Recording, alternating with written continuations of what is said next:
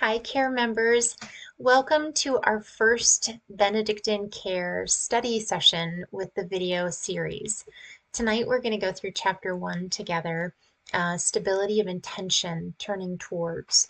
And the opportunity that I thought our study sessions could be is rather than me simply going through the actual material in the packet, I've decided to take to elaborate on some of the concepts, the core concepts that the chapter really starts laying, that groundwork that we're really starting to build our foundation from.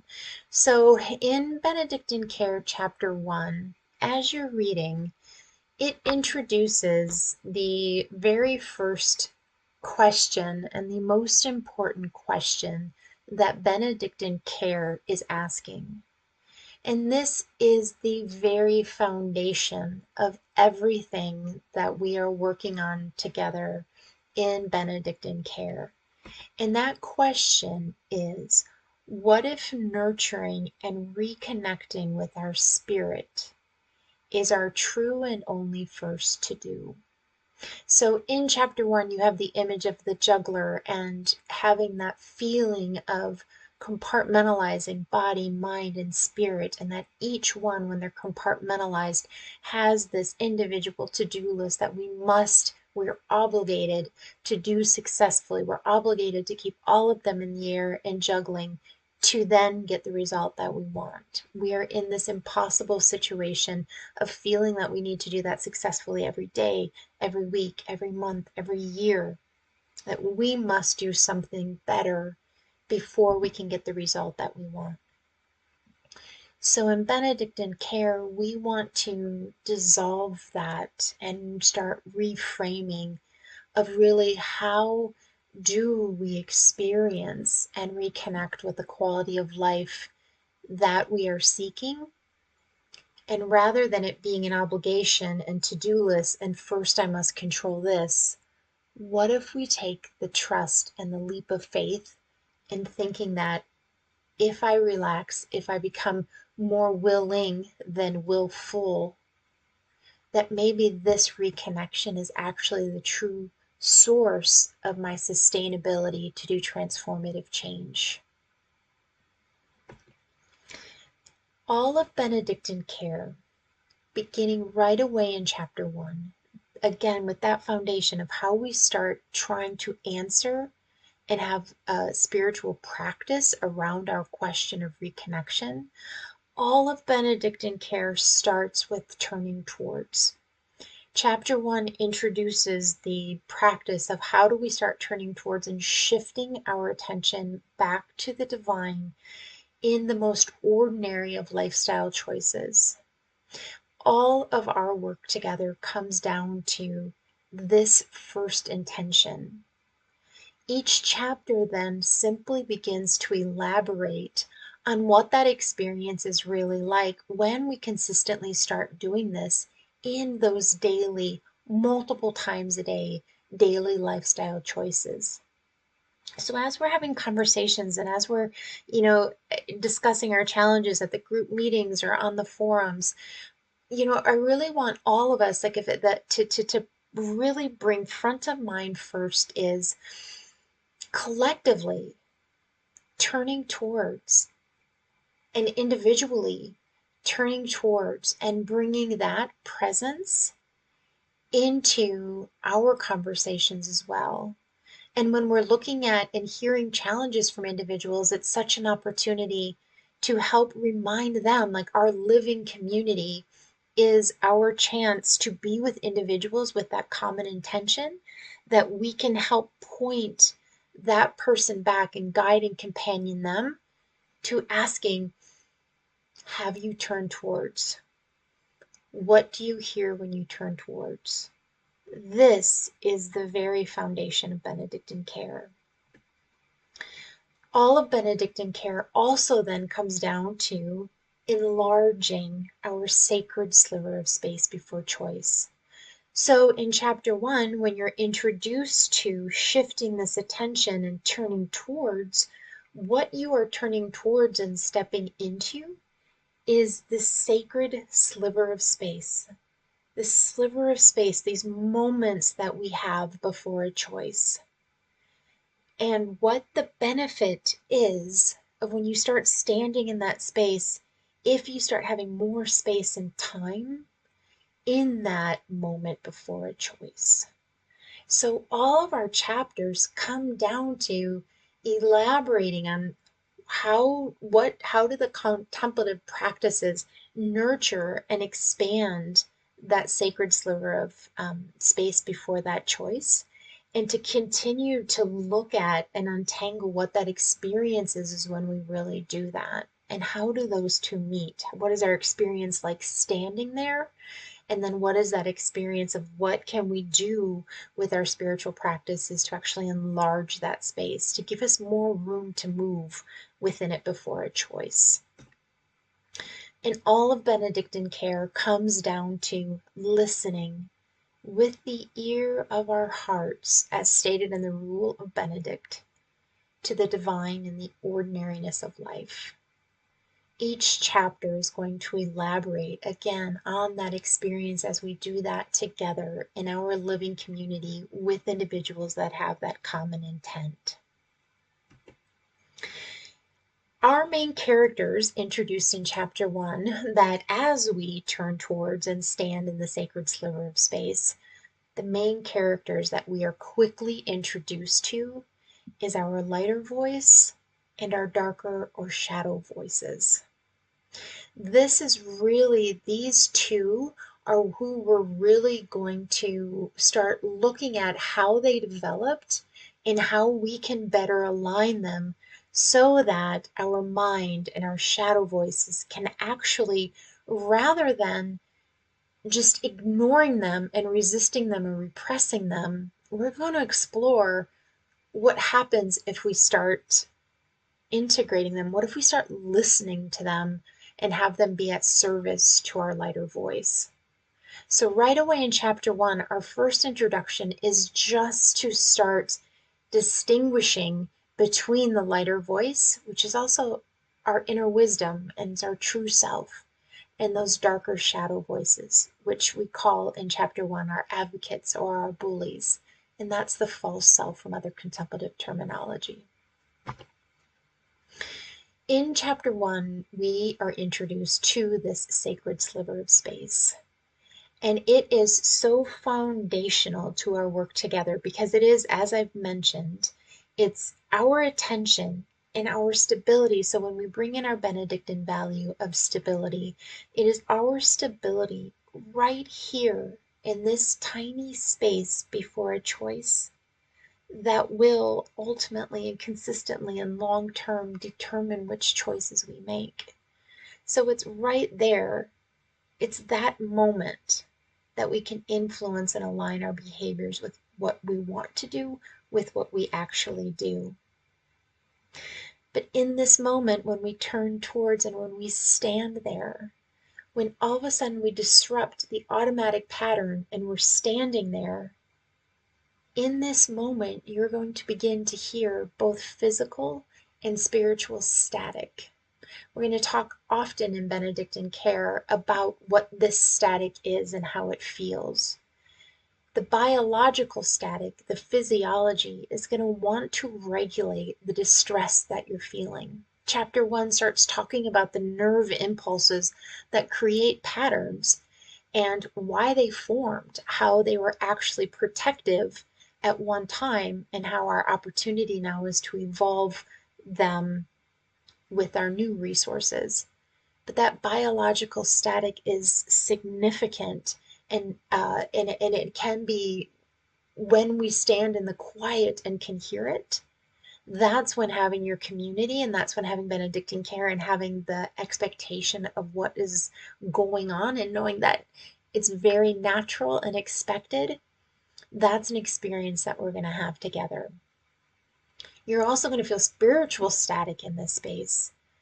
This is when we are going to start realizing that we don't feel that connection in the ordinariness of life. We haven't been shifting our attention to our divine relationship.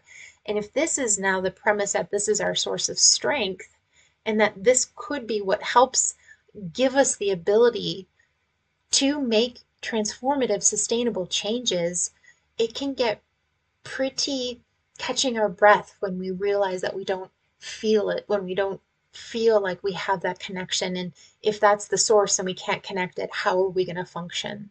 And that becomes that spiritual static that we're going to experience in this space. In this space, when you first get started, you are going to hear all of those shadow voices and those advocates saying, we can't do this today. I can't even deal with this right now. Today was so hard. We deserve to have this treat. We deserve to do this. We deserve to sit in front of the couch. This is just what I want. I hate that I can't have what I want. When you start disrupting, you're going to long for the days of where ignorance was bliss. And if when you had that automatic pattern, as we talk about in the chapters, you at least get to experience the bad pattern first before you feel the guilt. So you get that sense of relief, you get that comfort that that habit provides. Unfortunately, it also has the consequences that we then have to experience later. But when we start standing in the silence, we really hear the disruption of what that pattern was covering. We understand how we have been distracting ourselves from that static. And when it gets quiet, we really start hearing how what we truly thought we want isn't actually what we hear ourselves say we want. So here, when we start realizing again that we can't control all of these choices, we then again feel that like we failed, we're exhausted and defeated, and why is any of it worth it? But this is the very opportunity in Benedictine care, is that we are going to unclench our fists and we are going to stand willing. We're going to work towards having a willing, receptive attention versus willful and controlling that we know isn't sustainable. So, what if we first turn towards? That's what our number one practice is in this chapter. In my next video, I'm going to go through guided practices with you so that you can close your eyes and do some of this turning towards. And I'm going to give a few examples of when we do it, when we have intense cravings, or when we do it when we're just really, really tired. Just kind of giving a few different examples of experiences of what that might look like to hopefully help build your confidence that you, I know, are doing it right, but just to kind of help you get the sense of what to expect when you start doing that. And as I mentioned, I will take you through the guided practice in this next video, but it is the most simple of action when we turn towards. All we are doing is pausing. We are disrupting the automatic pattern. We are disrupting our nervous system from making automatic choices to disrupting it, to pausing, to taking a deep breath, and to shifting our attention back to the divine. Even if we can't hear that connection when we first start this practice, it is there. It has always been there. We have just had more practice shifting our attention to the darker shadow voices. When we start shifting back to our lighter voice, it will take some time, but they are there. And they are ready and want more than anything to provide the guidance and to provide the strength and to provide the very source of that sustainability. We just have to reconnect with receptivity so that we can feel that in these moments. But just by pausing, just by shifting our attention, even if it's for 1 second, and even if we still make choices that are automatic, every time we get our toe in front of that door, we start building that relationship. We start building that little tiny bit of increase in that sacred sliver of space so that we have more room in there. And this is just what takes time. And this is what spiritual and contemplative practices do. We are just simply taking our 1,000-year-old traditions and bringing them into with us at a kitchen, at the restaurant, and utilizing that to really help us make transformative behavior change. And when I say transformative, I just have realized that I've said that a few times, and I want to provide a little bit more clarity on that. Is in Benedictine care, I really want the focus when we were creating it was really looking on how do we transform? How do we untangle patterns? How do we actually have growth in our patterns rather than just doing substitutions or reforming behaviors? So this is when we do something like, well, I will eat apples instead of candy, or I will go exercise instead of watch excessive TV when I'm stressed out. And don't get me wrong, like these are beneficial, they're healthy, and when we make them as our lifestyle choices for stewardship, we want activity and we want to eat more produce.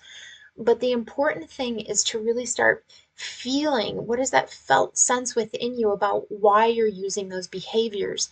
If you just start eating a bunch of apples just to distract yourself and you're still trying to find that substitute to relieve that distress, that's why it's not sustainable long term. You won't forever eat apples because they're not going to be as effective at regulating that distress as the old pattern was. If you just start exercising as a way of stress management, but you aren't looking at how those stress patterns formed, and you just start exercising excessively, you're actually still just distracting from that connection. It's not a true shifting of our attention to that relationship with the divine. We're going to get into in chapter 5, it's called process skipping, when we actually just start doing something else to avoid the feelings that we have inside that take us through that growth rather than repressing them. How do we gently and with permission from ourselves, how do we start listening to those sensations, listening what wisdom they have, what fears they have, and allowing our lighter voice to mentor them? This is when we can actually transform and have growth, where we actually start to lose the desire and that impulse and that intensity for the behaviors, for the cravings, for the intense desire to work late or work more or be a perfectionist. Like those are all our regulation patterns because we need them to regulate distress.